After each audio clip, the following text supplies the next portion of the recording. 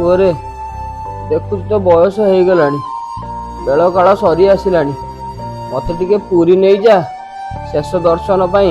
ହେ ରୁହ ବାପା, ଦେଖୁଛ ନା ନିଶ୍ୱାସ ନେବା ପାଇଁ ମୋ ପାଖରେ ସମୟ ନାହିଁ। କହିଲେ ମତେ ପୁରୀ ନେଇଯା।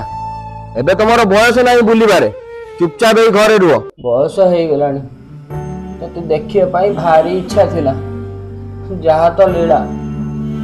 ବାପା ବାପା, ଆରେ କିଏ ଡାକୁଛନ୍ତି ନା କଣ? ହଁ ତ ଆଉ। ଜଗା, ତୁ ଏଇଠି ଥା, ମୁଁ ଆସୁଛି। ଆରେ ବାବା, କିଏ ତମେ? କାହିଁକି ଆସିଛ? ବାପା, ମୁଁ ରାଜାର ସାଙ୍ଗ। ରାଜା ମତେ ତମକୁ ପୁରୀ ନେଇଯିବା ପାଇଁ କହିଛି। କଣ ସତରେ ମୋ ଜଗା ପାଖକୁ ନେଇଯିବ? ହଁ ବାପା, ସତରେ ମୁଁ ତମକୁ ପୁରୀ ନେଇଯିବି। ହଉ, ତମେ ଏଇଠି ଥାଅ, ମୁଁ ସାଙ୍ଗେ ସାଙ୍ଗେ ଆସୁଛି। ମୁଁ ମୋ ଜଗା ପାଇଁ ଖୁଦ ଭଜା ଦିଟା ରଖିଥିଲି, ସେଇଟା ଆଣିବାକୁ ଯାଇଥିଲି।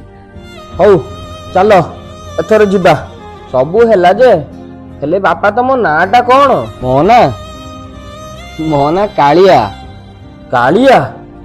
କେତେ ବଢିଆ ନାଁଟେ। ହଉ ଚାଲ ଏଥର ଯିବା। ସେଠି ବହୁତ ଭିଡ଼, ତମେ ସବୁବେଳେ ମୋ ହାତ ଧରିଥିବ। ହଉ ହଉ, ଠିକ ଅଛି। ଦେଖିଲୁ ନା, ଆମେ ଆସିକି ପୁରୀରେ ପହଞ୍ଚି ଗଲେ। ଦେଖିଲୁ ତ? ଦେଖ କାଳିଆ, ମତେ ଡାକିଲା ବେଳୁ ଶୁଣୁନୁ କଣ ପାଇଁ?